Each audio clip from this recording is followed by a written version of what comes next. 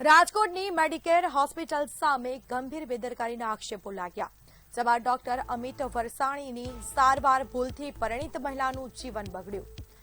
Heavy dose injection બાદ મહિલાની તબિયત બગડ્યાનો આરોપ, પરિવાર દ્વારા 25 લાખ બિલ બાદ પણ ન્યાય ન મળવાનો આક્ષેપ। ડોક્ટર સામે કાર્યવાહીની માંગ સાથે પરિવારજનો ન્યાય માટે આક્રોશ ઠાલવી રહ્યા છે।